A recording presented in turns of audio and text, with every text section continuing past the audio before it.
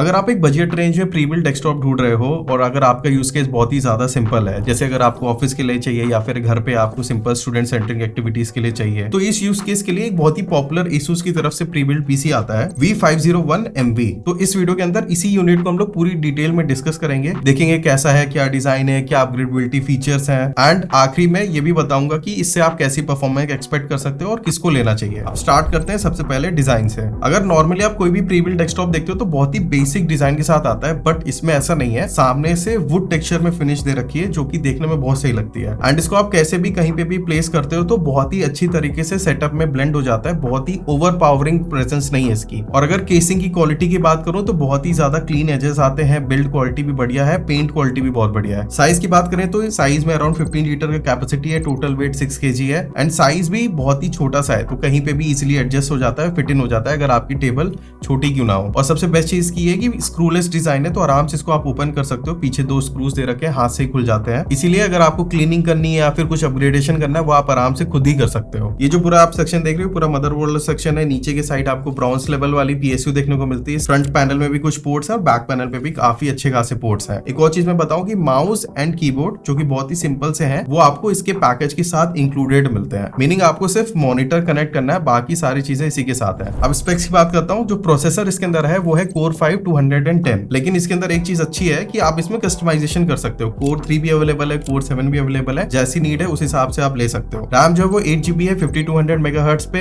8GB single slot में लगी है, तो चाहो तो आप सिंपली सेकंड स्लॉट में P8 लगा के 16GB बहुत इजीली से कर सकते हो। वैसे एक्सपेंडेबल जो मैक्सिमम है वो 64GB तक है। स्टोरेज जो है इस यूनिट के अंदर 512GB का है, Gen 4 SSD, और रीड एंड राइट स्पीड ये रही। और बेस्ट पार्ट है स्टोरेज के लिए 2 एक्सपेंडेबल स्लॉट मिलते हैं, पहला तो आप HDD में कर सकते हो, दूसरा SSD में भी कर सकते हो। कूलिंग के लिए सिंगल फैन सेटअप है और कॉपर की पाइप्स है। कनेक्टिविटी में Wi-Fi 6 है एंड Bluetooth 5.4, और तो और इसके साथ Microsoft Office Home 2024 भी आता है। अब परफॉर्मेंस की बात करते हैं। अब देखो इसका जो मेन यूज केस है वो एवरीडे कंप्यूटिंग के लिए ही है, जैसे कि आपका browsing, office work, student project, video calls आप कर रहे हो या फिर रिसर्च वर्क जैसा कुछ कर रहे हो। अगर इन टर्म्स ऑफ बेंचमार्क की मैं बात करूं, Cinebench R23 में सिंगल कोर स्कोर में 1700 के आसपास एंड मल्टी कोर स्कोर में 11500 के आसपास स्कोर करता है। एंड प्रोडक्टिविटी सेंट्रिक से बात करें तो PC मार्क में अराउंड 11600 की रेटिंग है, जो कि बेसिक वर्क के लिए काफी सही है। अगर performance in daily use case की बात करूं तो जितने भी आपको ऑफिस यूज वाले एप्स हैं, जैसे वर्ड हो गया, PPT हो गया, एक्सेल शीट हो गया, उसमें आपको कोई भी इशू नहीं आएगा। और तो और इसके साथ अगर आप हेवी मल्टीटास्किंग करो, जैसे ब्राउजिंग में आपके 15 से 20 टैब्स खुले हुए हैं, साथ में आपको एक्सेल शीट पे काम कर रहे हो या फिर गाने सुन रहे हो, मल्टीपल वीडियोस देख रहे हो, तो भी बहुत इजीली ये सारी चीजें हैंडल कर लेता है। अगर यही प्रोसेसर का आप लैपटॉप लोगे तो उसमें परफॉर्मेंस थोड़ी सी रिस्ट्रिक्ट हो जाती है, क्योंकि उतना कूलिंग का स्पेस नहीं मिलता है। इसमें आपको प्रॉपर चैनल थ्रू कूलिंग मिल रही है, इसलिए इसकी परफॉर्मेंस और भी बेटर निकलती है और बहुत ही स्नैपी परफॉर्मेंस है। बहुत ही बढ़िया तरीके से ये सारी चीजें हैंडल करता है। ये तो सिंपल टास्क हो गया, बट अगर आप कुछ हेवी परफॉर्मेंस की इसके साथ एक्सपेक्टेशन कर रहे हो तो बहुत ज्यादा तो नहीं कर सकते, बहुत ही बेसिक आप मान के चलो। जैसे अगर आपको कुछ 1080 में वीडियोस एडिट करनी है या फिर 4K में सिंपल वीडियोस एडिट करनी है वो आप कर सकते हो, बट हाँ डिजाइनिंग वर्क करना है, फोटोज के साथ आप कर रहे हो, वो बहुत ईजी हैंडल कर लेगा ये। इसके साथ ही अगर हम गेमिंग की बात करें, एक चीज मैं बता दूं, इसके अंदर कोई डेडिकेटेड GPU नहीं है, iGPU इसके अंदर मिलता है, जिसका OpenCL स्कोर अराउंड 10,000 के आसपास आता है। तो उस हिसाब से अगर देखा जाए तो बहुत ही सिंपल आप गेम्स इसमें खेल सकते हो, जैसे GTA 5 हो गया, उसके अंदर अराउंड 40-45 FPS के आसपास आते हैं, और अगर आप Valorant की बात करो तो 100 FPS के आसपास। तो इस मशीन से आप ये मान सकते हो कभी आपको कैजुअल गेमिंग करनी है, Valorant चला दिया हल्का फुल्का, तो ये हैंडल कर सकता है। बट अगर आप ये सोचो कि अच्छी खासी गेमिंग एक्सपेक्टेशन इससे रखो तो वो चीज ये हैंडल नहीं कर पाएगा। अगर आपको थोड़ी और गेमिंग करनी है तो मैं एडवाइस करूंगा कि 16GB ही कर लो इसके अंदर, तो थोड़ा और बेटर आपको FPS मिल जाएंगे। अभी जो ये सारे FPS निकले वो 8GB के साथ ही आए। अगर कूलिंग की बात करूं तो इसके अंदर आपको 80 mm का फैन देखने को मिलता है, सिंगल फैन ही है, साथ में ही जो कॉपर पाइप देखने को मिलती है। एंड अगर आप इस प्रोसेसर पे लोड डालते हो तो बहुत ही कंट्रोल टेम्परेचर रहते हैं, 80 से ऊपर जाता भी नहीं है, काफी अच्छा स्पेस है इसके अंदर, तो टेम्परेचर काफी सही से कंट्रोल रहते हैं। अगर इन टर्म्स ऑफ नॉइस की मैं बात करूं तो ऐसा कोई भी नॉइस फील तो होता नहीं है, बहुत ही स्लाइट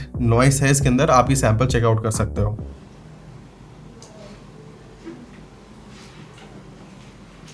नेक्स्ट कनेक्टिविटी की बात करूं तो इसके अंदर आपको भर भर के पोर्ट्स देखने को मिलते हैं। सामने के साइड टॉप पे सबसे पहले आपको पावर बटन देखने को मिलेगा, उसके नीचे 2 USB-A पोर्ट है 3.2, साथ में एक USB-C भी है और 3.5mm जैक। और बेस्ट पार्ट है रियर साइड में बहुत सारे पोर्ट दे रखे हैं, 4 USB-A पोर्ट दे रखे हैं, HDMI पोर्ट है, DP पोर्ट भी है एंड LAN पोर्ट भी है इसके अंदर, और इसके साथ आप 2 मॉनिटर्स को कनेक्ट कर सकते हो। फाइनली कंक्लूड करूं तो ये किसके लिए है, सबसे पहले क्वेश्चन ये बनता है। फाइनली अगर कंक्लूड करूं तो ये मशीन जो है वो बहुत ही सिंपल है एंड बहुत ही रिलायबल एंड स्नैपी परफॉर्मेंस देती देती है। दैट इज वाई अगर आपका यूज केस है कि आपको ऑफिस पर्सपेक्टिव से कोई पीसी चाहिए या फिर आप एक स्टूडेंट हो, सिंपल आपको काम करना है, मल्टीटास्किंग करनी है, ब्राउजिंग करनी है, कॉलेज सेंट्रिक कुछ प्रोजेक्ट करने हैं, कोडिंग करनी है, वो सारी चीजें आराम से हैंडल कर लेगा। प्लस अगर आपको वर्क फ्रॉम होम के लिए भी एक सिंपल सा सेटअप बनाना है तो ये आप मशीन को कंसीडर कर सकते हो। बेस्ट चीज इसके अंदर यही है कि आप अपने हिसाब से इसको अपग्रेड कर सकते हो जैसे ही आपकी मर्जी करे। मेरा एक सजेशन रहेगा कि इसके अंदर 8 GB रैम है, बट आई विल एडवाइस कि आप एटलीस्ट 16 GB के साथ जाओ तो स्मूथनेस और ज्यादा बेटर निकल के आएगी इसके अंदर। एक चीज मैं बोलूंगा कि अगर आप बहुत ज्यादा अच्छी गेमिंग एक्सपेक्टेशन रखते हो या फिर कुछ हैवी एडिटिंग जैसा कुछ काम करना चाहते हो तो इसको आप अवॉइड कर सकते हो। इस कॉन्फ़िगरेशन के साथ इसकी जो इस टाइम पे प्राइसिंग है वो अराउंड 74,000 है। वैसे ही स्टार्ट हो जाता है अराउंड 60,000 से ही, और इसकी वेबसाइट पे आप अलग अलग चीजों का कस्टमाइजेशन कर सकते हो जिस हिसाब से आपकी प्राइसिंग जो है आगे पीछे हो जाती है। इसमें आपको 3 प्रोसेसर के ऑप्शन मिलेंगे, मल्टीपल रैम ऑप्शन है, SSD ऑप्शन है। जैसी आपकी नीड है उस हिसाब से आप इसको बना सकते हो। इसके लिए जो भी लिंक है वो आपको डिस्क्रिप्शन में मिल जाएगी। इसके साथ ही अगर आपको इसके ऊपर कोई डाउट है, कोई क्वेश्चन है तो कमेंट सेक्शन का आप यूज कर लेना।